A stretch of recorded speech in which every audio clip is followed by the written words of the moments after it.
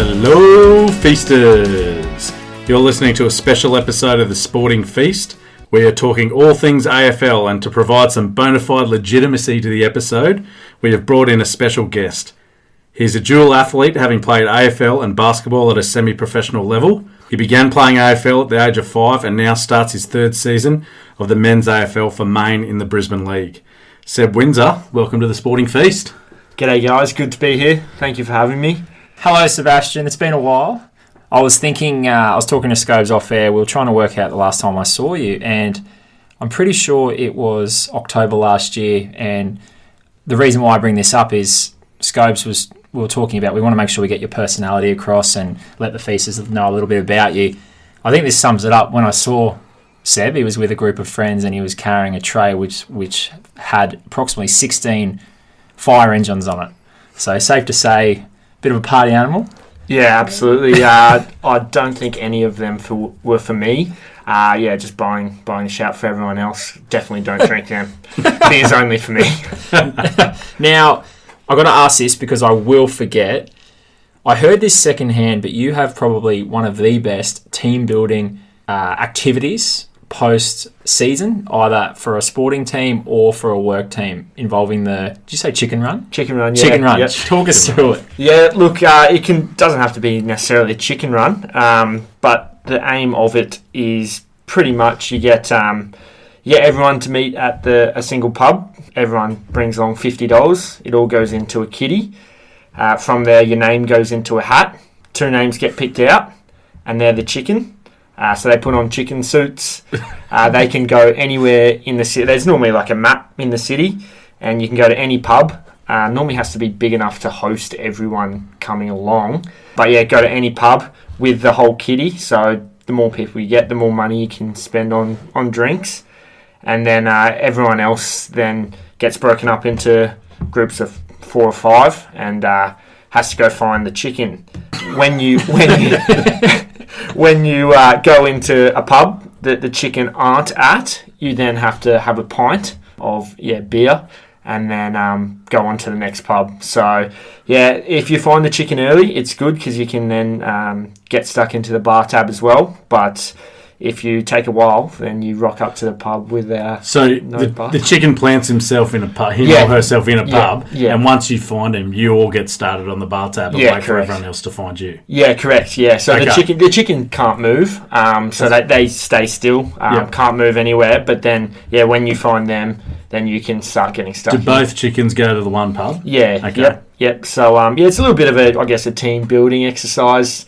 It's like the Amazing Race for chickens. Well, yes, correct. So, it's awesome, mate. It's really good fun, especially if you get a good group of lads. It's even better. So, have you been fortunate enough to be the chicken? No, I haven't. We'll call you. Yeah, no, I'm kind of glad because I'd probably be kicked out before anyone else got there.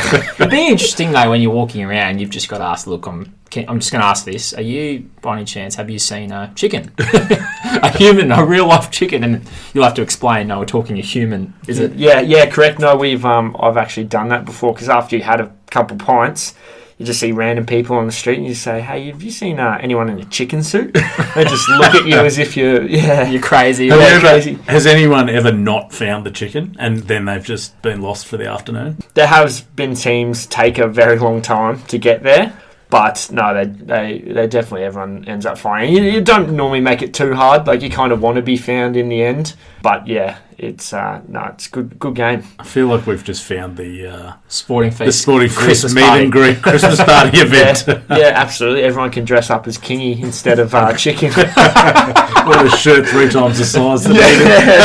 Get a shit haircut. Oh, Jesus. This is our best guest. All right, Sebby, let's get into it. So, just the structure of today's episode, we'll go through a bit of your experience in AFL, talk about the cross code. Obviously, you're involved in basketball as well. Talk about AFL rules, any changes that you'd like to see, how your season's going with Maine, and what you're looking forward to in terms of that. And then we're going to get into the nitty-gritty preview of every team in the AFL, your predictions for the final series, as well as the Coleman, the Brownlow, and a few final questions to do with all things AFL. So first one, mate, obviously we spoke off air and you said that you began AFL at a very young age. Main reason is my old man was quite heavily involved in the game. He used to play for the Bears before they were the Lions. Don't think he managed too many games, but participated nonetheless. And then we had some family friends as well, so we all just went down to the local club and started up Auskick from about 5. I mean, don't have too many memories of that, but definitely can remember through some photos of that and all of that. So. What you do remember from Auskick, does it resemble what Auskick is today, or is it sort of developed? And it's definitely developed a long way. I remember back in the day, you used to get I think maybe a footy, whereas I think these days you get like a whole pack with a bag, footy, cap. There's all sorts of, I guess. Yeah, with the new day and age, with emails and stuff like that, I think you can kind of subscribe and get some news about when the local footy games are on and all that. So yeah, it's definitely evolved since. And who are running those Auskick programs? Are they local coaches? Are there players at your level involved? Are there AFL players involved? Yeah, so I know there's definitely AFL players involved. Like I know the Lions get down to the Auskick and kind of show their faces. But I believe AFLQ might run it through each individual club. It's been a while since I've kind of been involved in anything like that, so I'm not 100% sure. But yeah, I know that AFLQ are definitely heavily involved in, especially the program setting. They are so far, one thing just from a school perspective, they are so far ahead of NRL, basketball, soccer in terms of the product that they've got for young families and kids. It's ridiculous, hey? Yeah, absolutely. I think they kind of do it the best, if you ask me. I mean, not sure whether it's got to do with costing and all of that, but you always find just even with the pathways as well, they've got it down pat. I mean, you got scouts going out to local basketball games at a young age just to see if there's any athletes out there who look like they could turn into good footy players and try and poach them almost. So, yeah, I'm not sure of any other sport that does that these days, but I think AFL have been doing it for a fair while. So, well, their reach at the elite level is over to the combine and over to the basketball in the college basketball. Yeah, exactly. I'm pretty sure they've even got scouts, over in the States, looking at a bit of everything. So.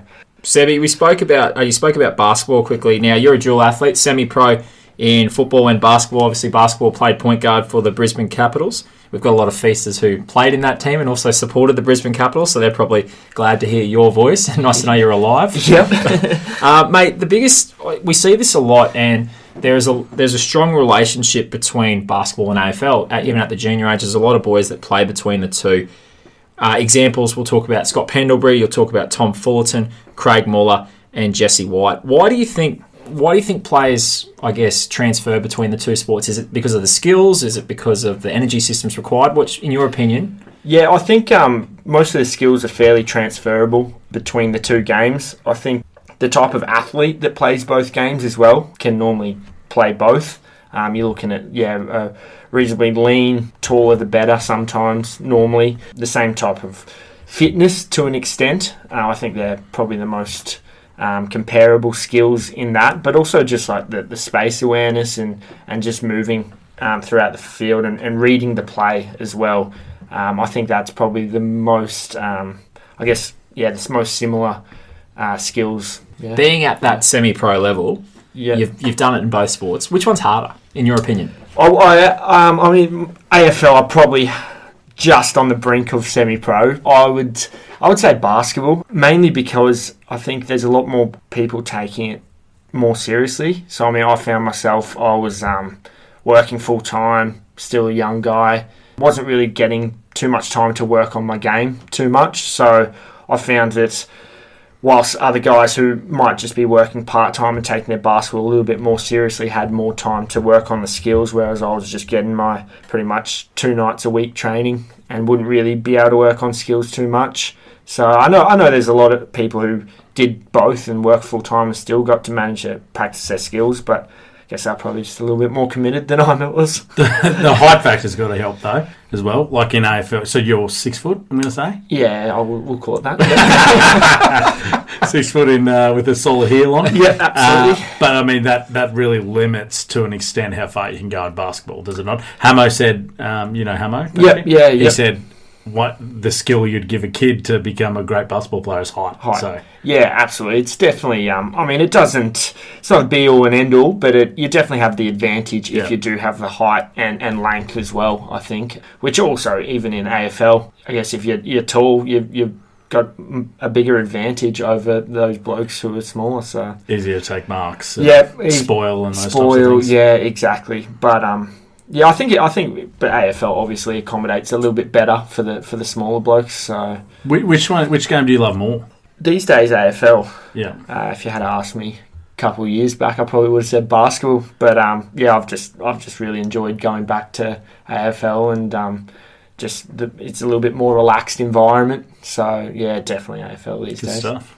Sebi, talk to me about the Queensland, I guess, system and how the pathways are set up in Queensland, because one thing that frustrates me a little bit is when you turn on TV and you have a look at the under-18s competition, you have a look at kind of the tier that builds up to AFL, you see Queensland is sometimes considered a tier 2, and they don't get the opportunity to play your Vic Metro, WA, your South Australia as much as they probably should. And the age-old question always is, if you take the best high school team from Queensland or from Goldie or from Brisbane down to Victoria and you send them up against a Caulfield Grammar or a Geelong Grammar, they'd lose by 100 points. Oh, easily, yeah. What's the pathway? How do we get up to a similar standard to, I guess, promote more opportunities for guys to get drafted? What can be done, and how do you think it sits at the moment in terms of the Queensland pathway for kids? Yeah, I think a lot of that probably has to do with participation. Obviously, being Queensland a fairly heavily league-dominated state,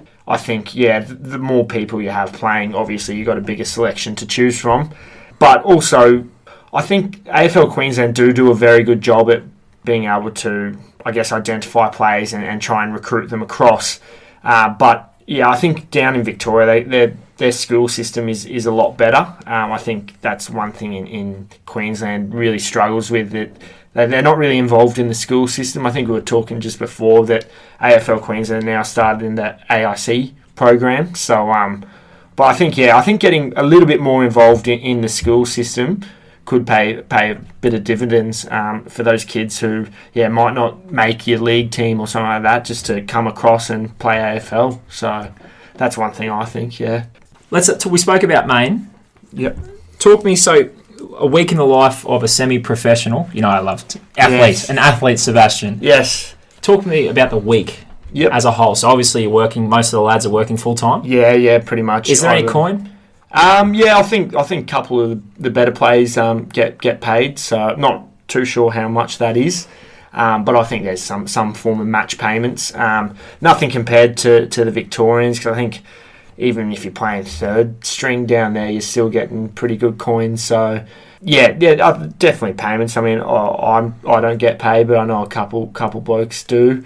But yeah, no, it's. I mean, a week for us would look like pretty much training Tuesday, training Thursday, normally game Saturday, and then fire engines after that. Thanks. So you're not getting the club not sending through diet plans, like weights programs, any of that. No. Normally the weights programs are fairly individual. Like if you want to, there's ways to source that, but it's normally out of your own coin. You have to kind of sign up to something and then go from there. So we have like partnerships with a couple of gyms and stuff like that, and they do good gym programs. But, it's normally out of your own pocket, so... Fair enough. Yeah, so 2 sessions a week plus a game. Mate, talk to me, like, the one thing that... they always talk about the time trial, the 3K time trial. Is this once a week, like you're running the 3K? Not for us, no. We don't even really do 3. We only do the 2K time trial, and that's normally during pre-season. I don't think chicken suit on or off? I think that's up to the end. Yeah, optional. So... I mean, the 2K time trial's pretty tough. I mean, I would say fitness is definitely not a strength of my game. What was your best clip? I think I did a 750 last year. But no, I think I finished in the back half of our kind of group. So we had a couple of guns who would just do it. I can't even remember what they did in, but I was going to say, keep speaking. I'm going to look up the AFL best time trials and see what numbers they're rolling through. And yeah, they're ridiculous, some of them.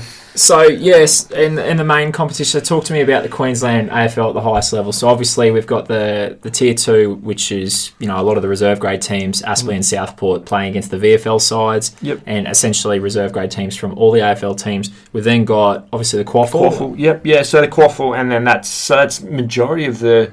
It's fairly Gold Coast dominated, so you got your Surfers Paradise, Palm Beach, PBC, Labrador, Broadbeach, and then you got your Brisbane teams who Mount Gravatt, Morningside, Redlands, who have just dropped down from the NEFL comp. There might be one other that I'm missing, and then two. So Noosa and Maroochydore are the newest members coming. They used to play against us back in our comp, but they had a couple of years of domination, so they end up going up. Is that promotion relegation, or is that a club saying, look, we're ready to take the next step, and Queensland AFL saying, yeah, we trust you? Yeah, I'm not quite sure of the process in regards to that, but I have a feeling for both seniors and resis, you have to be fairly dominant over a couple of years, and then I think it's an invitational basis, so they invite you to come, and then you can kind of choose whether to or not. But I'm not 100% sure. I don't quite know too much about that. So I put you on the spot. Maine, they're happy where they are, and at this stage, I mean, we are back before when I was playing basketball. I think we had 3 years in a row of winning seniors and reserves flags. So that was against the likes of Noosa and Maroochydore. But then, after that, we dropped off a little bit.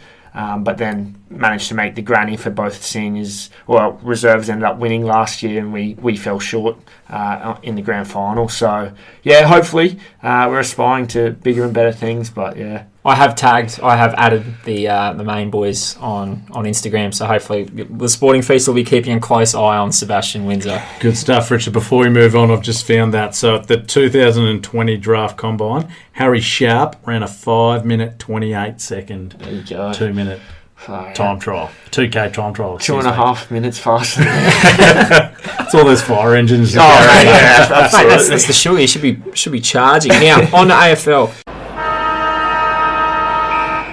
Let's get straight to it. What's your take on the 666? Yeah, I like it. Let's just explain that for some feasters who might not know what the 666 rule is. Yeah, so it's pretty much you have to have, in your back line, you have to have all 6 players inside the 50-metre arc with one player in the square, the goal square. Then your midfield have to be all inside the square. With your 2 wingers either side, and then same with your forward line, with your back line. And that's at the start of each... quarter. Well, actually, it's the bounce. Yeah, start of each quarter and after every goal. After every goal, yeah. Okay. Do you see umpires literally having a look around and counting? Yeah. You see just before you throw it up, and the assistants as well kind of help them out, but you see them kind of checking, making sure everyone's there. So, Do you like it? I do like it because it, I guess instead of having your half forward flank is right up on the square, charging in every bounce, it's kind of, they've got a fair distance to travel, so it kind of makes that first contest really important. Yeah, huge. Instead of having one kind of ball up and then the whole thing's congested again. So it kind of creates space, which is what I like. And your position is? Yeah, in the back line, so a small back line, so half back flank or back pocket. Yeah, but you're not coming off the back square, you're no, secured down in the pocket? Yeah, it depends what my player's normally doing, to be honest, so I kind of have to chase him. Most difficult position in AFL to play, in your opinion? Yeah, I'm going to say a small forward. Reason being, you're not necessarily first option going in when you've got your midfielders kicking into the forward line. They're normally looking for your big forward. So it's kind of hard to find the ball. Plus, I always found it hard to have the footy coming towards me. I always preferred to kind of be behind the play and have it reading the play instead of it coming towards me. So, yeah, that's definitely, for me, the hardest. Robbie Gray makes it look easy, Scobes, doesn't he? So does that youngster from the Swans, mate, that wouldn't come to Carlton. Thomas Papley. I refuse to say his name. Judas. Until he doesn't come, I refuse to say his name. Just want to know if there's anything that you think the AFL could implement, or at any level really, that would make the game better? You see the AFL always trying to promote running, an open game, high scoring game. Yep. Is there a rule that you think that needs changing or tweaking, or is there anything you can think of? Not necessarily needs changing. A rule that I would kind of, just for pure interest's sake, would be the no tackling below I think it's either knees or waist. So almost like adopting a bit of the kind of rugby tackle where you can actually grab someone around the legs. Just saying. You're saying play on. Yeah. So I'm saying you can actually tackle someone. So just to make it kind of a little bit interesting. A bootlaces tackle. Yeah. Is that, what's the argument? Like, I wouldn't know, but I can't see an issue with that. What would be the argument? What would people be saying who are against that? I guess it would be the traditionalists. I guess also it does create, in AFL, it is quite hard to tackle because you've only got that limited range of where you can tackle from. So I guess it eliminates a little bit of skill with the tackling in the AFL. But yeah, as I said, it's just be a little bit of an interesting if they change it. That is really interesting because it could also help with eradicating the sling tackle and all the 100%. dangerous slings in that environment, because you've got another avenue to bring someone to ground. You can take their legs. Also, when you take the legs, you'd probably need both arms to wrap. Yeah. Being a rugby guy I am. And that frees up the handball. So I don't think you'd see it too often if they did implement something like that. You might see it on a breakaway. You can go an ankle tap. Or something like that. So I don't think it changes the game too much. But as you said, it actually does eradicate, because instead of having to grab someone around the torso and try and take him that way, you take the legs out. And I mean, that's really interesting. Yeah, so manning the mark. Yeah, look, it's going to be interesting. I can see how it's going to open the game up a little bit, but I just find it's going to be very hard. I mean, you teach these players from a very young age how to man the mark properly, really enthusiastically throwing your arms up, going side to side, to then all of a sudden just go, no, you cannot move at all. I think that's going to be a struggle, but I mean... And it's an automatic 50 if you do move, and you can't even go backwards. You have to just be... Correct, you get no psych out. No, exactly. So kicking for goal, you can't really do anything on the mark.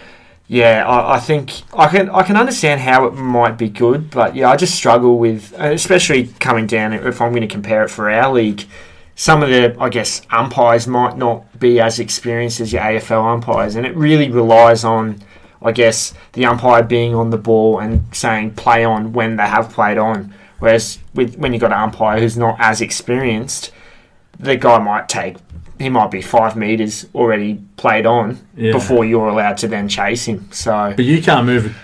You can't move until the umpire calls play on. Play on, yeah, exactly. So even if the player moves, you can't move. No, exactly, and that's what I'm saying. And there's a bit of a delay. Exactly. So right. I think it'll be interesting on how it's governed and if it's as strict as it is in the AFL for our local comps, but.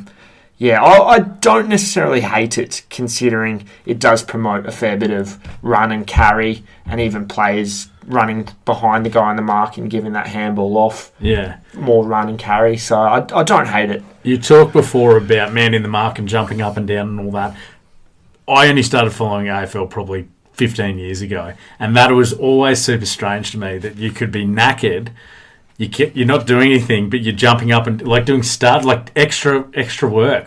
What's the reasoning behind it? Is it to make yourself look bigger? No, I guess it's just those 1%ers and showing. I guess it kind of helps you, instead of standing on the mark and knowing you're exhausted. If you kind of distract yourself on the mark and you're doing that, it doesn't even cross your mind. Constantly moving. Okay. So. And plus, it's pretty funny when you got 6 blokes doing random things on the mark at random times. It's a psych out. When you're kicking a goal, I've always thought about this. Have you ever seen anything deliberately set up to put someone off? I know you get 5 guys jumping up and down. I've always thought, what I want to test a theory on you, is if it's the end of the quarter, so there can't be a play on or anything, you get a line of players off to the left of the post or off to the right. All 18 players just lined up, just like some sort of, what do you call it when you, a depth perception issue. Yeah. Something along those lines. Yeah, okay, that's interesting. Have you seen anything? Yeah, No, I haven't seen anything like a full team like that. Obviously, when you got it at the end of a quarter, or even Ken Hinkley, give me a call. yeah, exactly. But no, nothing that extravagant. I mean, is it Rampy? I think climbing the goalpost. Yeah, geez, that was a good night. Cheats. Yeah, exactly. We got the 4 points, mate. Yeah, absolute cheats. But yeah, I think that's probably the most bizarre. Yeah, okay. But I mean, you also want to have someone on the goal line just in case it's not going to quite get the distance. Definitely. You can try and. Geez, don't touch the it, tools cop it when they're not on the goal line. As they should and too. no one bats it over. It's always a ruckman who's supposedly supposed to run another 100 metres and just didn't get there. Yeah. The amount of times that happens, it's... Yeah, ruckmen have to be everywhere at every time, so... Poor buggers. Yeah, absolutely. Now, Sebi, we have you here for a reason. Cox throws it onto the left. One last roll of the dice for the Eagles! Leo Barry-Eustace! Let's go through now your power rankings in terms of the AFL. So we'll start with the 18th team. 18. And then we'll go to first. Yep. So we'll start with your wooden spooners and then we'll have a bit of a chat as we go. Yeah, wooden spoon. I think you can't really go past North. I think, yeah. Whilst they've lost Higgins, so that's senior player, one of their betters. So I think they've added Jaden Stevenson, but really not much change to last year. So I can't really see him doing anything better. New coach David Noble came from Brisbane. He's obviously just there to set standards and culture. Yeah, absolutely. And this year will basically be a write-off. Write-off, absolutely. A bit of a rebuilding phase, yeah. They still have you look at their top 6 players, and obviously health is a big impactor on this, but they've got an okay top 6. It just falls away very quickly, and they just need games into their young fellas, don't they? Yeah, but I think as a North fan, you'd be like, just try and be competitive and hopefully pick the eyes out of the draft next year. Absolutely. Did you have them as your spooners? Yes. Interesting.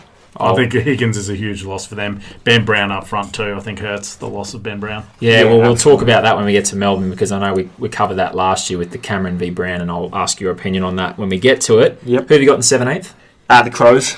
I've got them in 18th. Did you hear me say this last year? I thought last year they were the worst team in history. Yeah, look, I wouldn't disagree. They were pretty bad, but I just think some of their older key players just have the ability to win them at least a couple games to get them out of that wooden spoon. I mean, you got Laird, Sloan, you got young players like Keys, who's a terrace boy actually, Kingy. So yeah, look, I think they've probably just got that a little bit better. I guess Depth top to 6. their squad, Yeah. You talk about them, so obviously we've got Brown, Talia at the back. Your midfield, you got Smith, Crouch. Are you a fan of Tex? You either love him or hate him. No, I'm not a massive fan. Because I don't really see him as a very good player. I know I think he had maybe 1 or 2 good seasons, and then has just been pretty ordinary since, if you ask me. So the second half of last year, he started crashing packs again, and he started getting mobile. I think that did a lot for his sort of standing at the club. Yeah, absolutely. I mean, yeah, it almost seems as if since that grand final loss back against Richmond, where they I thought they carried on a little bit with that whole power stance thing, kind of left them open to people just ripping on them. Yeah, so rightly so. They got. I dare say that wasn't his idea, or has it been said it is? I'm not too sure, but He's got the blame as the surprised. captain of the club. Yep. So Well, you think about their forward line. McAdam, Walker, Lynch, Rowe, Himmelberg, Fogarty. Followers, you've got Big Riley O'Brien. Jeez, didn't he drop the ball last year with Nick Nat? That's a stitch up.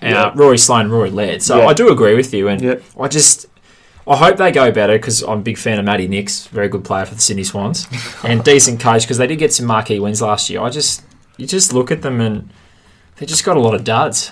Yeah. I think the off season was just the best result for them, just being away, out of the media, out of the spotlight. Get round each other. Do your chicken runs together. Yeah, absolutely. No, I'm serious. Like oftentimes, like it gets understated. Like those types of things build camaraderie. Yeah. And then when the going gets tough, you're going to put in for someone that you've built some relationship with over the off season, as opposed to someone who's just blown into the club. Yeah, absolutely. No, I think that'll take them a long way. They won't be troubling the leaders, but no, I think they'll be competitive in lots of games. Yeah. Sebastian, I've just had a look at your 16th pick. I find this very interesting because I've got him as one of the greatest coaches of all time. Oh, absolutely. So Yep. in 16th you have? I do have the Hawks, my beloved Hawks. So if anyone doesn't know, I'm a big Hawks supporter. Yeah, look, I think with the loss of Isaac Smith, one of their better players, Sicily out for most of the That's year. huge, I'm pretty sure. Yeah, there's your two of your best players. I'm pretty sure Gunston is out for the first couple of rounds as well. A couple of retirements at the end of last year. Yeah, look, they're just a rebuilding phase at this stage. I mean, who knows what Clarkson can pull out, but... Is Segler going around again? You talk about their key guys. So we've got Segler, Big Boy, McAvoy. Geez, they've always had good bigs. So Segler, McAvoy, Tim O'Brien. You got Jago O'Meara, Warple, Bruce, Mitch Lewis, who I'm a massive fan of. I think he's going to be really good. Crashes packs for fun. Yeah. Gunston, the Chad, Tim O'Brien, Dylan Moore, Tommy Mitchell, Will Day, Tom Phillips from the Pies. Yep. Yeah, that's a good pick. Burgoyne still going around. Scrimshaw, Frost, Impey, Hardigan, which I thought Hardigan was a big pickup from Adelaide, and Blake Hardwick. But then, like you said, you mentioned a few other guys there. Sicily's a massive out for them. Yeah. Who was your idol growing up being a Hawks man? That'd be the Hodge, Chance Bateman. Yeah, I actually like Sam Mitchell. Stuart Jew. Yeah, Stewie Jew, yeah. Not too much running in the forward pocket. No, just a couple of snaps. What about Sam Mitchell? Just Yeah, I don't know. I just liked the way he played, real tough. Didn't really do any of the flashy stuff, but just the one percenters. It's silky, though. Yeah, oh, absolutely. Really good skill, really skillful. hand skills and just foot skills was unreal. Yeah. An interesting thing about the Hawks, I saw a stat today. The last 3 years, they haven't had a top 44 pick in the draft. Yeah, So they might have had one this year, but the 3 years before that, yeah. that really hurts the depth of your squad. Yeah, absolutely. But I mean, as you when you read the team out just then, it kind of actually made me go, oh shit, they're actually not too bad. I mean, when you got Chad Wingard, Tommy Mitchell, Warpy, Jager, yeah, exactly. So you got a pretty good midfield in there.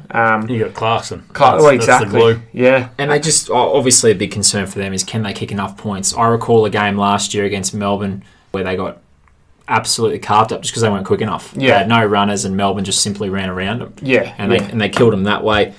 Are you, when you watch games, because I know I think you and I are going to be on the same boat with 15 and 16, are you just hoping not to get belted when you're a Hawks fan? Like when you come up against a top 4 team, you just want them to be competitive. What's your mindset for this season? Yeah, I mean, obviously no fan likes to get belted too much. I mean, just trying to, I guess, just mix it with the best of them, and it just shows that they're at least giving a crack and not just going, oh, well, we're kind of in a bit of a rebuilding phase. Let's not go too hard. You still want to obviously see them have a crack and take it with the best of them. Lovely. 15th, you've got my boys, the Swannies, who, and I'll set you up here. Look, I'm very happy at the fact that Callum Sinclair should not be playing a large amount of time this year because they picked up Tom Hickey, and they've got Naismith back, Lukey Parker, my beloved Lukey Parker, jumper number 26, number 1 in my heart. Sam Reid should be back. Buddy, who knows what's going to happen there. You've got Papley, obviously, Judas to Scoble. You've got Joey Kennedy, Jordan Dawson, who I think is going to be unreal, same as Nick Blakey. Tom McCartan, Louis Melican, Rampy, who's a freak, Carl Mills, and Jake Lloyd. What do you see from them? Obviously, with the whole Buddy thing, he's taking up a fair bit of their salary cap at the moment. So, obviously, it's a big question mark for him and if he plays and how he plays, if he can stay healthy and all of that. But, yeah, I don't know. I just don't really see them beating any of the top 8 teams. I find their midfield, it's all right, but I would say it's definitely bottom 5 if you ask me. So yeah, I just don't really see anything with them. Not much of a flair, just a little bit of a boring team if you ask me. Jeez. What? Jeez, tell me what you really think. Do you want me to give this one some hope, mate? 97.7 was their percentage last year, so they were in a lot of games. Short quarters, late. Short quarters, but they're still in games late. They lost, I think, 4 games by less than 5 points. If you recall correctly. The Well, here we go. I went to the Well a number of times, take it to the bank, which was the Swans to lose by 1-39. I think they'll keep a lot of these games 1-39 and they'll get over the top of a couple of the teams they couldn't get over last year. Coaching, big for them, is one for me. The Horse. The Horse. Is it the Horse or Horse? Oh, Horse. Doesn't matter. Or John to people who know him Horse. Okay, I call him Horse. He's a great coach, and I think not being able to play the SCG hurt them last year. Not playing as many times as they would have, I should say. They play that really well, the shorter ground. helps them out. So I've got them big improvers. Who have you got in 14th, Sebby? I have the Essendon Bombers in 14th. Yeah, I guess they've always been there and thereabouts for the last 5 to 10 years. But yeah, they got an all right midfield. Losing Danaher, even though he didn't really play too much last couple of years, definitely hurts. But yeah, I just don't really see them doing too much this year. Big pickup. They got 2 metre Peter Wright from the Gold Coast Suns, so he'll replace Danaher. Yep. Ben Rutten takes over as coach as well, officially, even though he had his paws on a fair bit of last year's operation. Yeah, 100%. But yeah, I mean, having that forward line. They lost some players though. They lost Sard, Blues, good pickup. Exactly. They had speed. That was one thing that always stood out with Essendon. So when you talk about guys with their top 6, I'm a massive fan of McDonald Tippenwoody. How is he? He's a rock star. Absolutely, forward pressure there. Then you got guys like Carl Hooker, Dyson Heppel, Cole Langford, Dylan Shield, Devon Smith, Jake Stringer, Andrew McGrath. They've got talent, and they also picked up draft pick 7, 8, 9 or 6, 7, 8. I can't recall. 3 consecutively, and they're going to be all pretty decent players, but they're going to take time. So as said, no Sard, no Danaher, no Orazio. So doing your best BT there. Trying to. But I agree with you there. 14's probably about fair. Yep. I've got them lower, but that's fine. Yeah. 13, I've got the Young Suns. I think with these guys, they're going to have, obviously, being a young team, they're going to have their ups and downs. I can see them potentially knocking off a top 4 team here and there, but then also dropping one to a bottom 4 team here and there, just obviously due to experience. I mean, I can't remember which King is down in their forward line, but he's going to be another year older, another year stronger, and then you got Rankin as well, a couple of others, Rao. Hopefully he can stay healthy. So. Do you reckon anyone will go after his shoulders early on? Absolutely, yeah. I think most teams will. He's a gun. Are you tagging him if you're a coach of another AFL team? Yeah, I don't know. It depends. His sample size is 3 games. Exactly. I wouldn't start, and then if he's having a big impact, I think maybe even if it's not a hard tag, but even just a run along job, just to stop him being too influenced on the game. So yeah, I wouldn't initially, but then if he's starting to break the game open a little bit, I would. Yeah. So just talking about key Gold Coast players, and I'm just looking at a squad here, and automatically I'll look out. This team's, they're on the up and up. Yeah, absolutely. So Brandon Ellis, Rory Atkins, Took Miller, Jared Harbrow, Jared Witts, who had an unreal season in the ruck for them last year, Matty Rouse, Swallow, Ben King, Sam Day, Ainsworth, Sexton, Rankin. Sexton's kicked 6 in that Brisbane Lions. What do you call them now? Not Commonwealth Bank, the pre-season games that they had there. Noah Anderson, Greenwood, Lockie Weller have been awesome for them, and Collins has been very important at the back with Ollie Markov, their run there. So 13's probably fair. They probably at a stage now where they've developed enough players to have a bit of depth and rotate if they need to as well. Yeah, yep. Are you a Stewie Jew fan as coach? Yeah, I think what he's done is really good. I mean, even just the rapport he has with the players, getting Matty Rao when he got injured to kind of help out with the coaching duties as well. I thought that was quite mature of him, to be honest, to try and progress him whilst he's not actually playing. So Jew's going into his 4th year as head coach, so it's now starting to become his team, and I'd imagine he'd start to put his fingerprints all over the competition. Premiership window, I'm putting on the spot. Where do you see Gold Coast Suns premiership window, with obviously 11 o'clock being, okay, this is now or never, to, your 1, 2, 3 just building. So let's be honest, our Kangas, our Adelaide Crows are probably a 1 o'clock, 2 o'clock. Yep. Yeah, where would you say? I'd put him at about 6 o'clock. I mean, it just seems that each year they're adding pieces, which is and pieces to go along with what they've got, their core. Obviously, adding Brandon Ellis, Oleg Markov. They're just building around that young core of players. So yeah, I think they're probably about a 6 o'clock now. I think the next couple of years are pretty important for them, though, with the progression of their players. So. Do you think they struggle to attract a big free agent, like a superstar, a top sort of 20 player in the competition? I think, previously they have, because they've struggled. They've been so low on the ladder for a fair while. But now that they're kind of sitting around that they're not the bottom, but in the middle kind of third. I think that now players are going to go, okay, they're a chance in the next couple of years, especially like a young gun. They're probably going to attract them, I think. And being the Gold Coast, good place to live. So it's not too bad. Get the tan up. Yeah, absolutely. And Gold Coast it's such a short club, like in terms of the amount of time it's been in the AFL. So it's just, you want to see them make the top 8 just for AFL. Like the AFL has put so much money into Gold Coast. They want to see it succeed. They just need to see it now. And I really enjoyed watching them play last year. The biggest thing for me is, though, they weren't... Stewie Jew was happy to, off kick-outs, go down the middle. And he was happy to roll the dice a few times and kick, let's try something on the 60 and have a crack and open up the play from there. He didn't do the traditional kick down the line, hit out, restart. Yep. Yeah. So there's a few good things and good signs coming from Gold Coast. I think where that's at, like you said, and I probably couldn't agree more. Concern for me is you look at always the last little period of the season in the regular season. They never win a game. Yeah. They're cooked by 3/4 of the season. Well, every year they can't win at that time of the year. Yeah. Just because they're busted. They've always had a young list. Yeah. The first 4 years in the comp, they had a super young list. Yeah, yep. Even though they did get some marquee older players to help the development. But now, as Seb said, they're rebuilding again and they're still quite young. So hopefully that gets fixed up moving forward. Yep. In 12th, you have... Greater Western Sydney. Yeah, it's a bit of a fall from grace for them, to be honest. Obviously, they did quite well, quite a good job at building up a young group of players, but then haven't really been able to hold on to them with a couple of guns leaving them. Obviously, Jeremy Cameron, that's a massive out for them.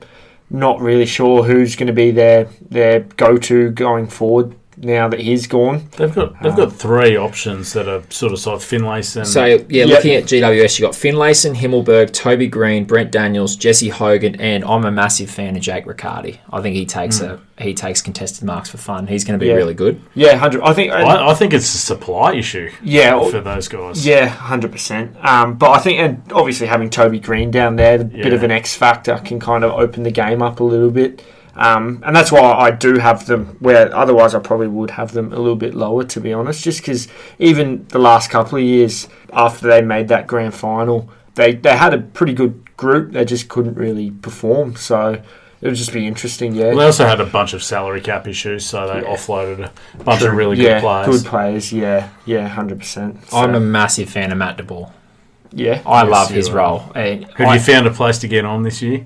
Yeah, so Feasters, if you work it, so Matt De Boer's whole job, his whole role is to stop the other team's best midfielder from getting the ball, and he does it really good week in, week out. Betting agencies have worked that out pretty quickly, so they always go on they'll never give you an unders option on your marquee midfielders because they know when they play GWS because they know De Boer's playing. He would be the number 1 guy picked in my team week in, week out. And what he does... Ahead of Dustin Martin? Yes. Well, not when you kid. I don't know. I don't know what his numbers are on Dusty, but I think I'd be taking Dusty first. De Boer is the man. Number 11, is that the Demons? It is the Demons. The grand old flag? Yes. I mean, this is another team who's kind of got that young core of midfielders with Petrarca, Viney, Clayton Oliver, Max Gawn, obviously in the ruck, pretty dominant. Obviously, the addition of Ben Brown now as well, having good option up forward, makes a huge difference. That's if he can stay healthy as well. So, I think whilst they might not put all the pieces together this year, maybe next year they'll go on to bigger and better things. These guys are wild cards for me. I could see them finishing 4th. I could see them finishing 16th. I really don't know. It depends on that midfield. Yep. Oftentimes they've been called out for not being accountable, that midfield. Yeah. But the talent that rolls through there is phenomenal. And I think a big leading forward like Ben Brown is the perfect option for them. Yeah. And it helps out Oscar McDonald. Yeah. What about Tom McDonald? I meant Tom McDonald. They send Tom McDonald. Is he a back? Is he a forward? Where do you play him? Well, Ben Brown's going to be a key, so he can go where he wants. And he'll find his best position. But then the other part is, Melbourne do a good job because their backline, they've got Hibbard, they've got Salem, and then they're two kind of ace defenders. They've got Stephen May and Jake Lever. Jake Lever's been one of the best intercept marks over the last few years when he has been healthy. Yeah. So this is a team. Petrarca for you, Seb, myth or legit? Oh, legit, I think for sure. Yeah, he's tough. He's got skills, strong. So he's one of those kind of new age midfielders, isn't he? That big body, might not be as tall as the others, but yeah, definitely strong. He's putting it together too. He came in number 1 draft pick, and there's always way too much expectation on the number 1 draft pick. Yeah. He's just taken longer than most to get there. Yeah, and now 100%. he's elite. Yeah. That's spoken like a man who knows his Weedering's his bloody heart and soul at the Carlton. Wiedering has also taken a long time to get there. Oh, don't we know, Brendan? Don't we know? But look, it's not every team can have the number 2 defender in the competition in their backline, Richard. The 10. Oh, this is... Wow! I just had a quick look across your little screen there. Yeah. It's funny. Everyone who comes on the feast has like hard copy paper notes. Kills the trees. Yeah. Sebby here's got a little. That's because it's all your teacher mates coming on now. We got a youngster with I was fire gonna say, engines. nice. He's got an orange What do you stain call on his this? shirt. It's an iPad Mini, I think. Ah, yes, it's tech savvy. Yeah, pretty good with. This is small good. I things, haven't heard so. the blue bag has come out yet, so this is promising. Well, you're not going to hear him. We're going to Eddie Maguire's mob, or Eddie Maguire's ex-mob. Right, so this is Yep. 11. Yes, No, no, 10. 10. Yeah, Number it's 10, we've got yep. the Collingwood Magpies outside the 8. They're outside Yeah. my age. Huge. Well, I think obviously with the preseason that they've had, Bucks, not sure if I really rate him as a coach. Great player, but not sure he's got what it takes to be a coach. Just a couple of culture issues that we've kind of recently found out. You got Pendles, another year older, still a gun, but another year older. Steel side bottom. Yeah, he's neither here nor there. Off the for rails. Me. Yeah, well, exactly. Depends if he can stay out of the strip clubs. Get on well with James Harden.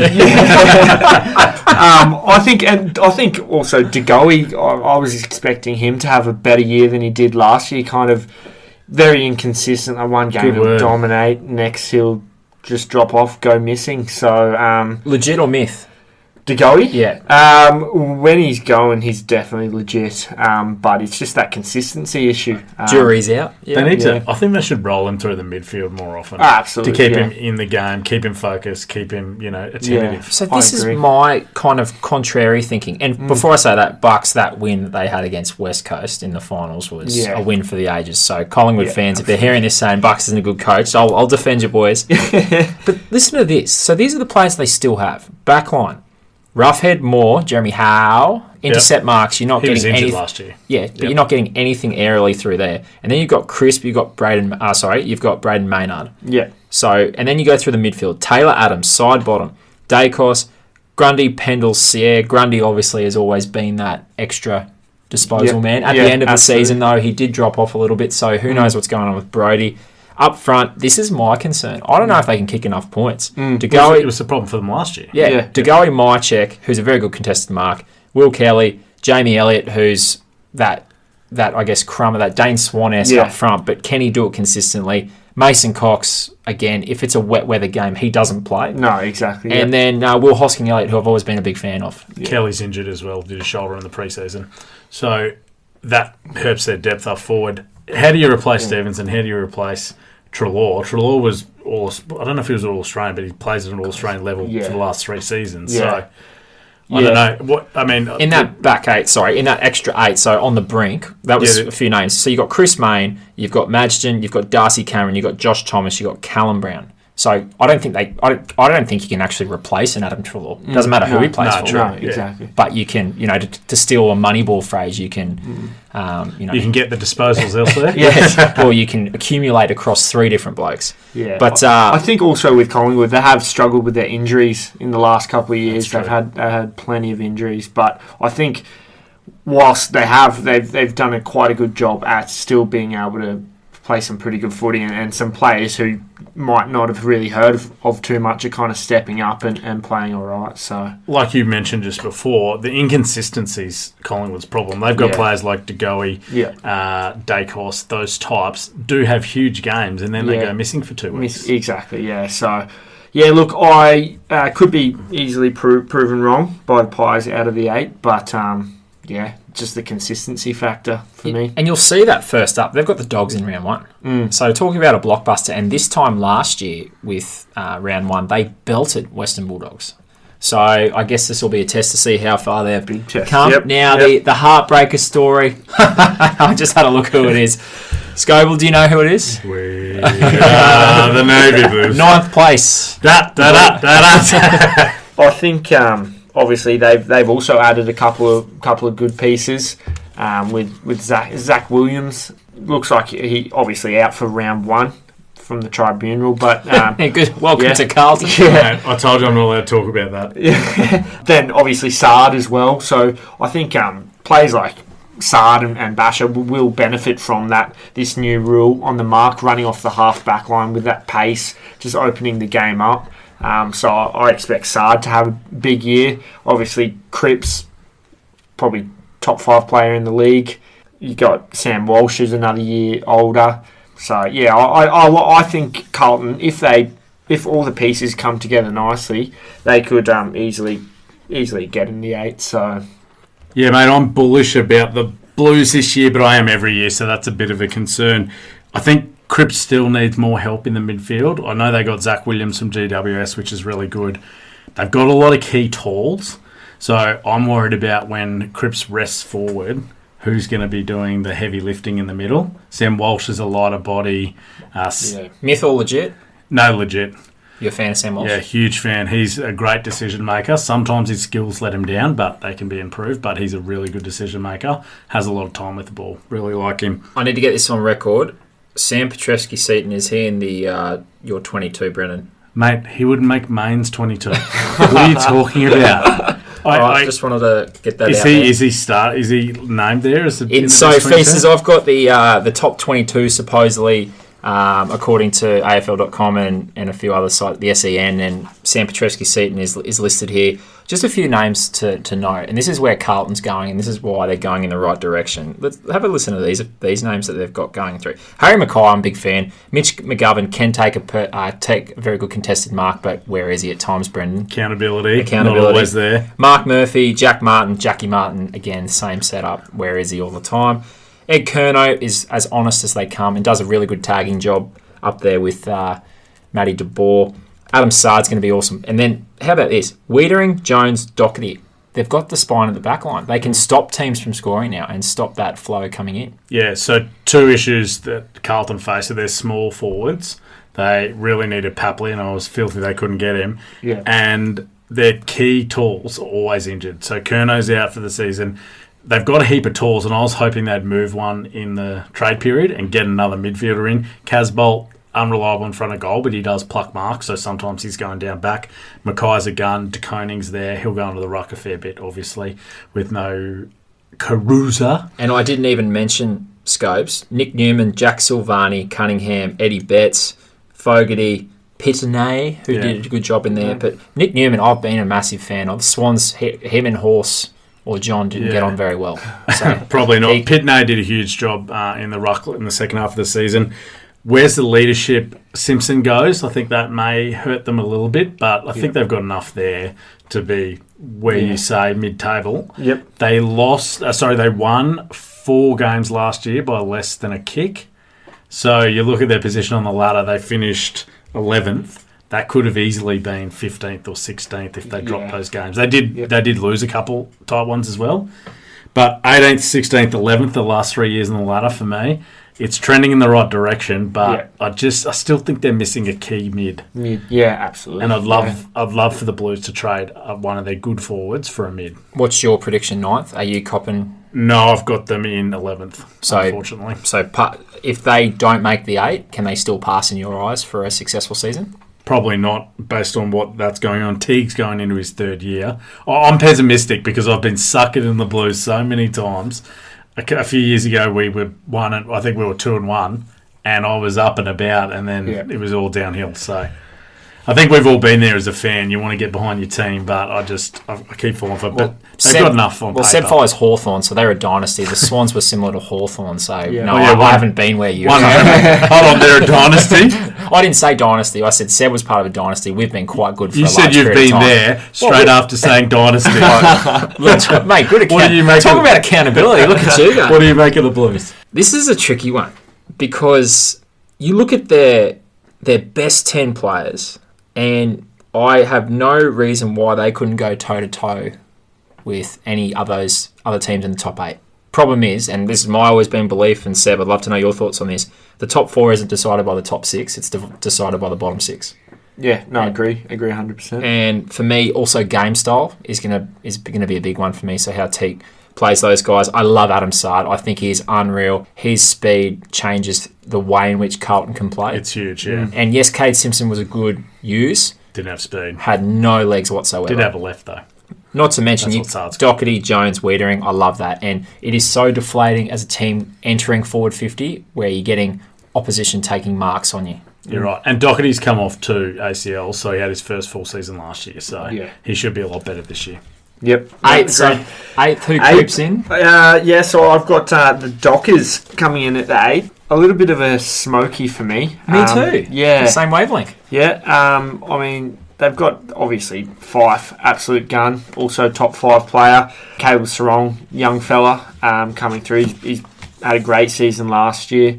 So, yeah, I like them, but can also see them, if they don't gel, if they lose some pieces, they could easily be bottom 6 as well. So, yeah, a little bit undecided at them, but, yeah, took a bit of a punt just because of Fife. I rate him. So I'm with you. I got the Dockers in the 8. Fife is my Brownlow favourite. He's an absolute freak. Can he stay fit? He's got a little bit of buddy syndrome at the moment. Last 2 years, he's missing 3, 4, 5 games a season. Their game style is defence orientated. I love what Justin Longmuir was doing. They started last season 0-4. Yeah, and still managed to eke their way up the ladder, and they were in every game because they've got such good defence. So I've got them there. Love their progression. Can they get help up front to Taberner? That's what. Well, they're talking Fifey going up top. My question was, when Fifey plays in the forward line, can the mids cover him? So Sarah's going to have to be the big one there. You know, Tucker. You think about these midfielders: Brayshaw, Sarong, Tucker, Sarah. They're not real names we know. No. Can they get the footy? Well, yeah, I mean, Brayshaw, young guy coming through, he's been pretty impressive. So, I mean, I'm expecting a pretty good year from him. Sarong as well. So, I do think they have them there. It just depends if they can, kind of put it all together. Who's the ruck? Is it still Sam? So with Sean Darcy. Darcy, yeah. So Sean Darcy, a monster. Obviously, Sandilands. Yeah. that's come and Rory gone. Lobb as well. Yep. Ex GWS big guy as well. So I think may have been injured most of last year. I could be wrong. But yeah, so they do have the pieces there, I think. But yeah, just interesting to see if they can put it all together. And they'll get a few more games at home this year as well, which will help them that's and a the big Eagles one. as well. Yeah, absolutely. That's a big one for me. 7, I have the Saints. Did you have that? Honest question. Did you have that prior to all these injuries in the last 2 weeks, or? Yes. I've actually done this today. Okay. Nice and organised. Yeah, no, I like it. Yeah, no. I really like the Saints. I love watching them play. They play pretty. They're fast, aren't they? Exciting. That was one thing I saw last year. Massive fan of Jack Steele, so I'm glad he's. And I think Hanbury as well. I think he missed most of the last year from memory. So I'm a big Hanbury fan too. Someone else at this table is not though. Well, it would have been nice if he in 2016 if he didn't get hit by Easton Wood and then take a mark and kick the ball out and play Richard, like a this is busted, all things AFL. It's not all things Richard King. and the Swans. You go through this team: Membry, Higgins, Max King, Rowan Marshall. Disgusting haircut though. Yeah. Then you got Paddy Ryder, Brad Crouch is the big one. Zach Jones, who's they're recruited for the now, which is really impressive. And I think Brett Ratton is such a good coach. He's got something to prove after the Blues let him go when he had them on the up. Yeah. They lost 4 games by a kick or less last year, so they finished 7th, I think it was. Yeah. They could have easily pushed for top 4. Top 4, yeah, exactly. So I think they're a dangerous side. Yeah. Oftentimes when teams leap up the ladder, though, I was reading a stat today. Excuse me, I can't remember it, but teams that leap up the ladder the way the Saints did last year, then there's often a little small regression. Hangover period. Yeah, exactly. So it'll be interesting to see how they go. Yeah, absolutely. But I think with Dan Butler, Bradley Hill as well, they got that pace just to run. They're so fast. Which is obviously where the game's starting to head towards as well. So, and do we differentiate the Kings? Is it Max down there? Yeah, Max is in St Kilda, Benny's at Gold Coast. Yeah. Seti, I couldn't agree more with you. And with the quarters going out another 5 minutes, one thing they did really well was match up with Richmond. Yep. And they made them accountable, and that was They took them deep in that final. And not to mention, well, they beat them in the regular season. Yeah. So, that game style is a success, essentially. And Brett Ratton's, he's not a mug, he's a really good coach. Yeah. So I had them a lot higher prior to the issues in the last 2 weeks for them. 6, yeah, got Port. Oh, Yeah. 1-6. Bit of a fall from grace. Look, yeah, I The Penrith Panthers of the AFL. bit of a stab in the dark here.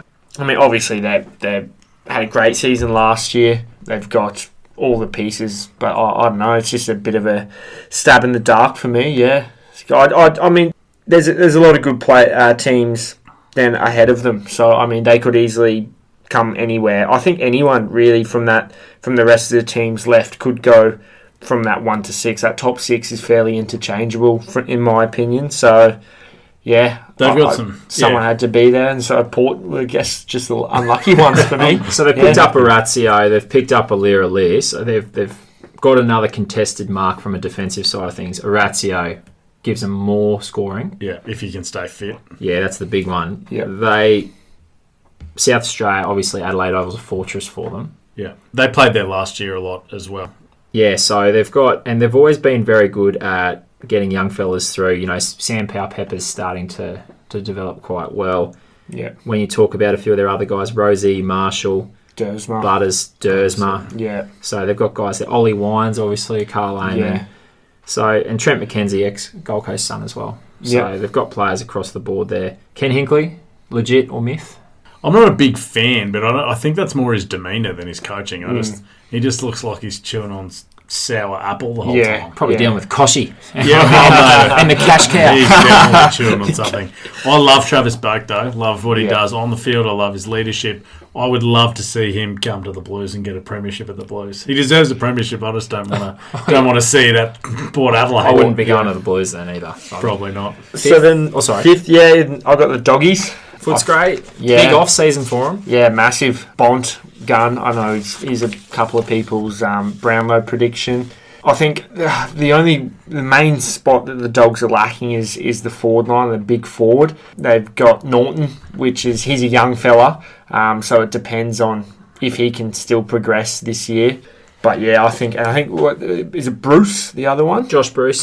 Can't kick straight. No, Saint. Yeah. The number 1 draft pick they picked up, Jamira Ugelhagen. He's a key forward, but he's going to take a couple of years. He will. Yeah, exactly. So I mean, whilst they've got a lot of weapons, I think their midfield is probably the best in the comp. Is this one of the best?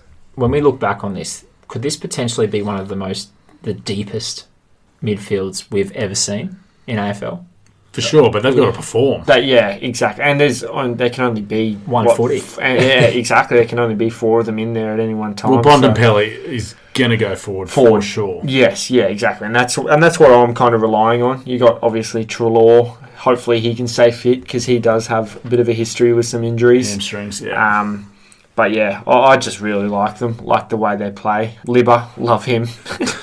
So yeah, and then you got your young fellas like Lockie Hunter, is it? I'm pretty sure Lockie Hunter's there. And then you got your Dunkleys. So they're so deep. Just looking at this here, Dunkley, Treloar, McRae, Liberatore, Bontempelli, Lockie Hunter, Caleb Daniel, another one. This could be a team that has 8 different blokes racking 20 touches up or more. Yep. Which means they're going to steal votes off Bont, but he'll go forward and kick goals. So that is the concern from that Brownlow perspective. I do agree with your goals. Yep. Mitch Wallace was quite good for him last year. Yep. I'm a big fan of Aaron Norton. Does take a very good contested mark. Can stay healthy.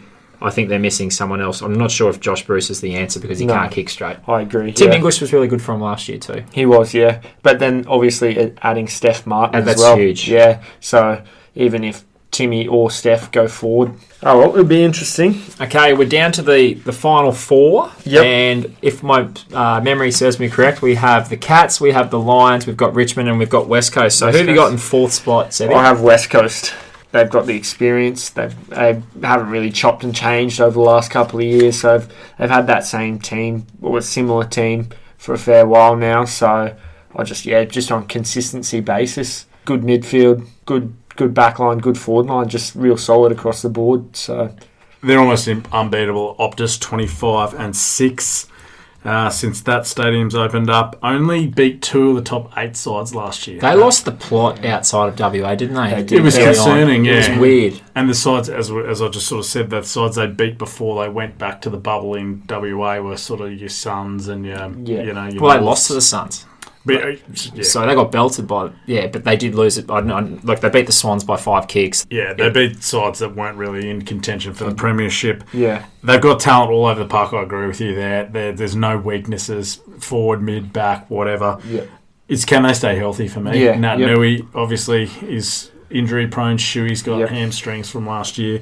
Elliot Yost spent some time on the sidelines. So I love Gaff, love what he brings, his work rate and his disposal. He runs all day. So I've got the Eagles in the top 4 as well. They're a team that's going to benefit massively from another 5 minutes in every quarter. Yeah, just the way they play, because the quality's for a longer period of time. Yeah. And they've got that bailout option with Nat Nui and the bigs, Kennedy and Darling. Exactly. Out of the back line, bailing up on the wing. It just helps your team out massively if you can trust either getting a pluck mark or bringing it and hitting it out of bounds. Yeah. And obviously, from a Brisbane Lions perspective, they picked up Alex Witherden too, who, when he played for the Lions, he found the footy for fun. Yeah. So he's a really good...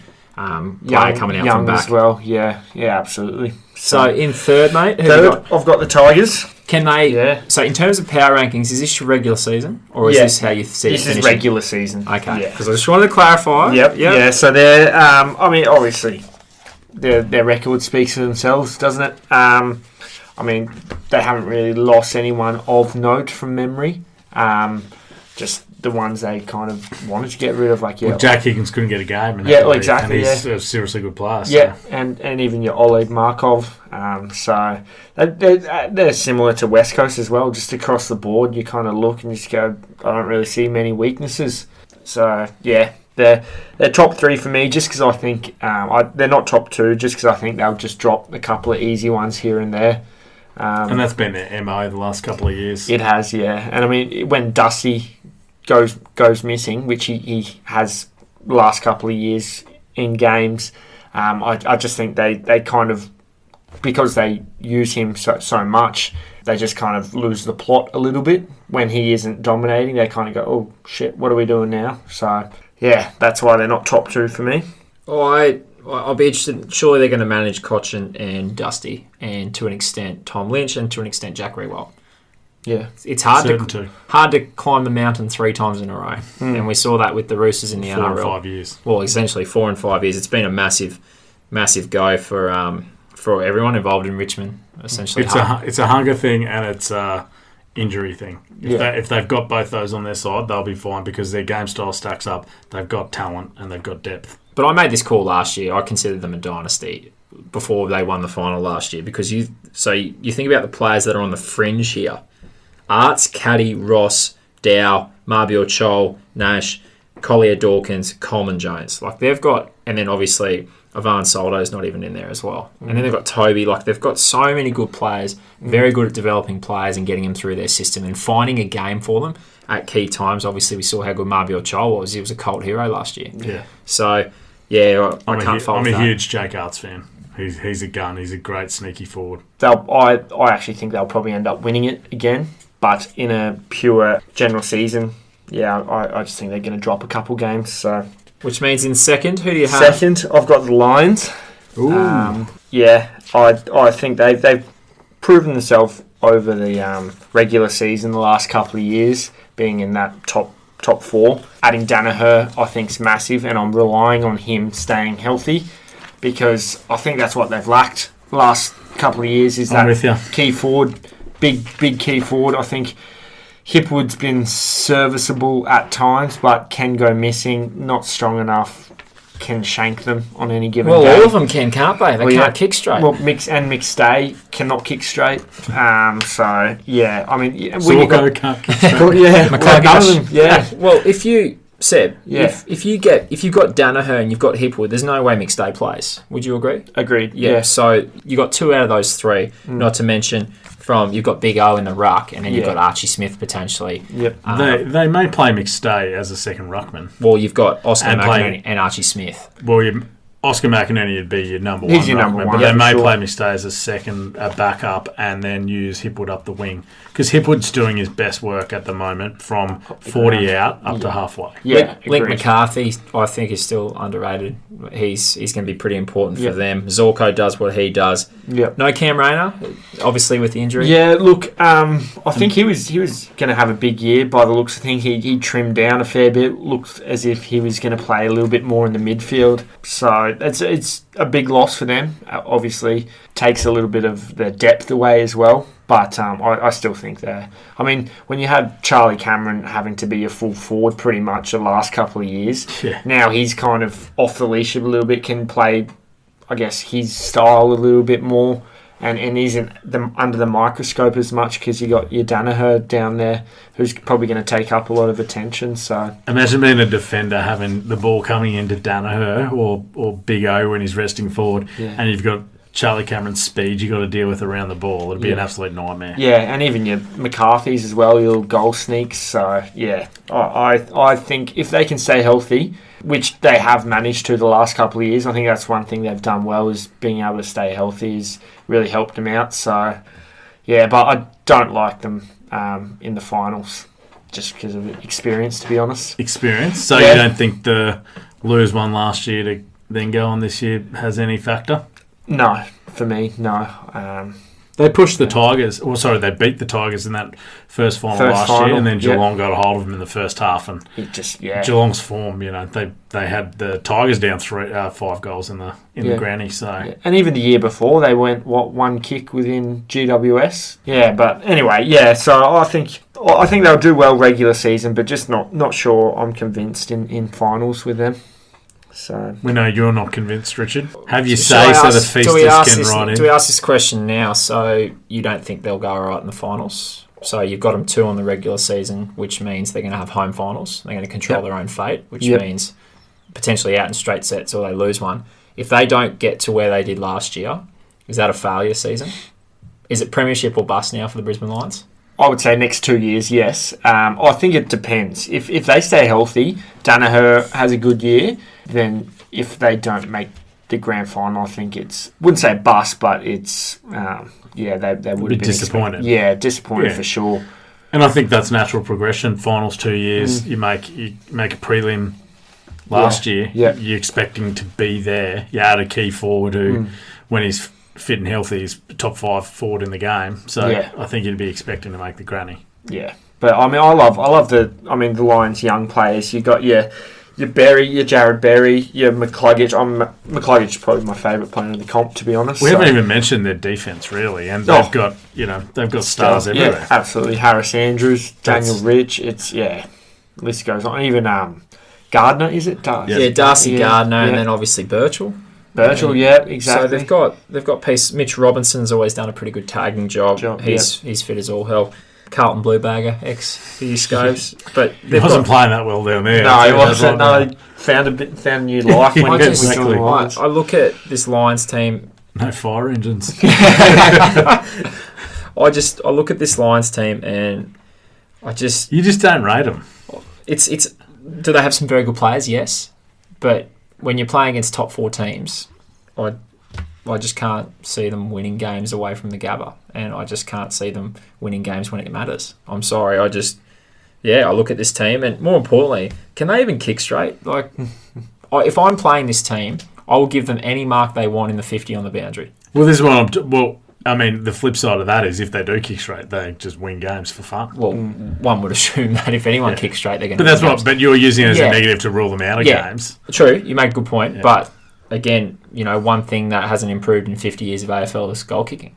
Yeah, that's probably the one skill that hasn't improved. So Joey Danaher has proven costly for teams in the past. And not to mention, he now carries a Judas tag around Essendon punters. He's going to get some serious supply this year, though. Yeah, absolutely. Up in Queensland, if they don't have too many night games, they'll have the dry deck, the big Gabba, the mid-streaming forward. He's going to be lace out. They have to worry about, Oscar and Hipwood on the other side of the ground. Yeah, So. and that's the other thing. Even with Hipwood, he was always attracting, obviously, the key defender from other teams. So then when you got Danaher down there, he's then getting a second string backman. Well, not a second string, but not the best one. So might even see him start to open up a little bit more as well. Yeah, good point. So, which means we have the minor premiers in your eyes. Yeah, the Cattery. The Cattery cuts. Yep, obviously had a great season last year. When you have a great season and then add likes of Jeremy Cameron, Isaac Smith, and Sean Higgins, you're looking pretty good. Did they lose anyone? Obviously, Gaz. Yeah. Yep. He'd be the notable one, but far out. So who takes on his role then? Well, obviously you'd have probably a Higo, but you think about a guy who will get you 15 and a goal or 15 and 2. But then you got Isaac Smith, you've got Luke Dolehouse, Gary Rowan, Dolehouse, yeah, Hawkins, Cameron, and then but one thing that Geelong have always been underrated for is their backline, and they keep teams that and. I remember Scotty always used to talk about this. I can't remember which Scott because they're identical twins, but contested marks, Chris same Scott's process. the Geelong coach. Well, Chris Scott always was about contested marks when teams are trying to enter our forward 50. Yeah. So for me, I agree with you. I've actually got these guys winning the comp. Yep. So Guthrie and Menegola for me, they are seriously underrated. I mean, Menegola made a name for himself last year, but in that midfield with Dangerfield and Ablett and those guys, Selwood, they're huge names at any other club other than the Cats. So they've got so much depth. I think they've sacrificed their future for a premiership now. 100%. They want it now. Trading those 3 first-round picks for Jeremy Cameron. Yeah. Tomahawk's going to be forward, and Cameron... You talk about Brisbane getting one of their forwards getting the second defender. Yeah.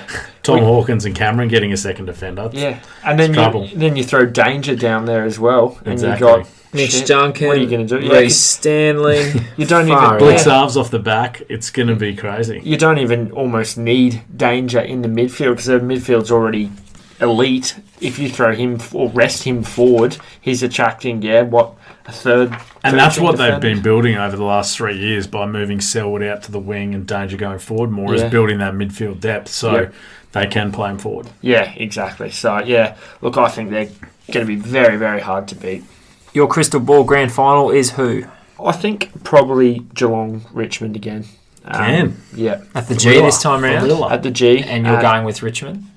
No, I'm going to go with Geelong. Oh, you've changed your mind? Yeah.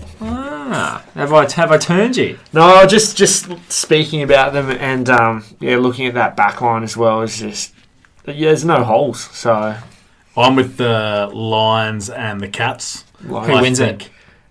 I think the Cats. Yeah. I think that we just talked about. They've just got class everywhere. I think the Lions take the extra step. Richmond will be thereabouts, but who wins 4 out of 5? And that's the only thing I'm really ruling them out on. Yeah, 100%. Geelong beat Port Adelaide in the final. Oh, Port. By 26 points. So you give Brisbane a fair bit of grief about not getting over the hurdle. Port haven't been able to do that. And fair. Yeah. And I think. So what makes you think they'll be able to do it this year? Aliir. Okay. I really like him. Ex-Swan player. And Orazio. Yeah, okay. He's a good ad. I'm not convinced about the Lions. If they couldn't win it, my philosophy, if they couldn't win it last year when everything went right. Yeah, but we disagree with everything what went right. Yep. In Brisbane, when they had everything to play for, how are they supposed to do it now, potentially on the road? Couldn't you make the same argument for Port? To an extent, yeah. So Port add Orazio and Aliir. Lions add Danaher.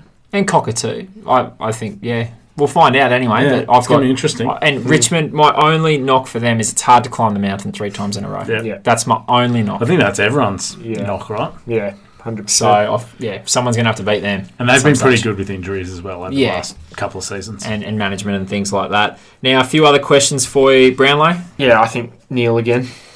The main reason being, I think you got your Bont. I think he's going to have too many votes taken away from him. Fife is probably my runner-up. And then a smoky, I've got Jack Steele. Big fan of him, just tough. Did he poll well last year? I think so. I'm pretty sure he's top 10. I think he might have been top 5, actually. 5. Travis Boag's been... he polled quite well if Port Adelaide go well again. But, yeah, You make a case for anyone. There's a Yeah. few there that are white hot. You can even make a case for Matty Rao if Gold Coast get to that spot. Yep. Coleman? I think Danaher, if he can stay healthy, which is a big if. I'm with Danaher too. Because, I just think a lot of the other key forwards there's 1-2. You got, what's it called? West Coast. Oh, Darling Kennedy. Darling taking Kennedys. You got Hawkins and Cameron. Yeah. So I think there's always, and even Richmond. Yeah. You got Lynch and Rewalt and Lynch. So you got a lot of 1-2s, whereas I think Hipwood, I wouldn't even really count as a 2 for the Lions. So I think going forward, it's always going to be to Danaher. So yeah, that's me. Charlie Dixon for me. Yes. I think he'll take enough marks and have enough chances. And he's around the same, mind you, in saying that, he does at times have the same issue as Joe Danaher.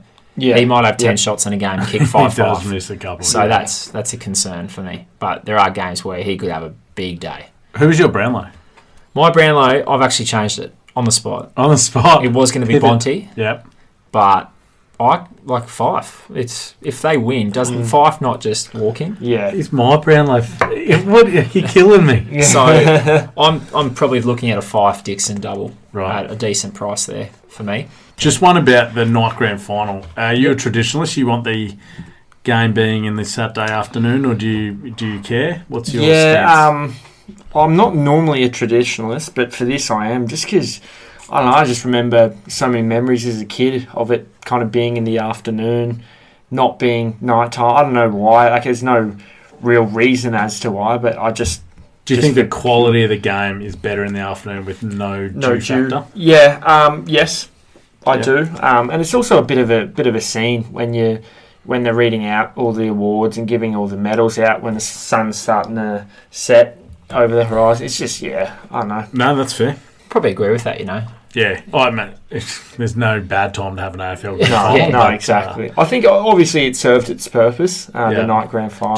Are you a traditionalist in the fact that it should stay at the MCG? Yes, but not because of the traditionalist reason, only because it can fit the most people, can't it? Yeah. Optus, what are they now? 65? Yeah, so still a fair bit off. Yeah. And it's all about as many people you can get to the game. So for the Olympics, if Brisbane build a 110,000 seat stadium... He's got a big contract, but... I think... But even then, are you going to be able to fill that up here?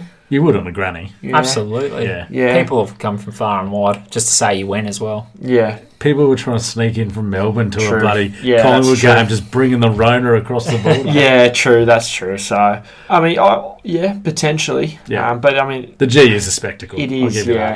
And it's, down in Victoria where it's the home of footy. So... Yeah. I like it for that reason. One more for you before Richie takes over for the finale.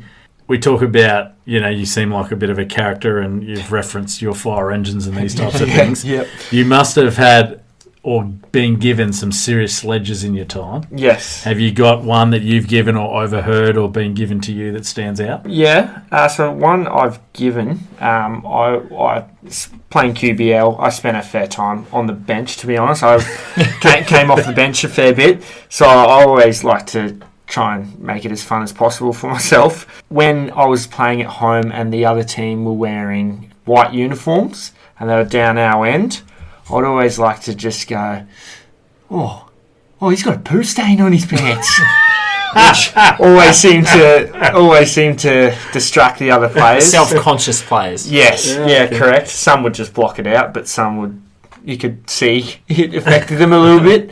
And then one wasn't really a sledge, but it was Tyson Demos in the grand final in Mackay when I think it was game 3 when they beat us. I was just into him all game. Then he hit a really clutch 3, and he didn't even have to say anything. He just turned around and looked at me, and that was enough. So that was enough. Yeah, that was fairly traumatic. Ex-NBL player, he's got form. So you know how you get. Yeah, you got done, and you're just like, my bad. Well done. Yep. Love clap to you.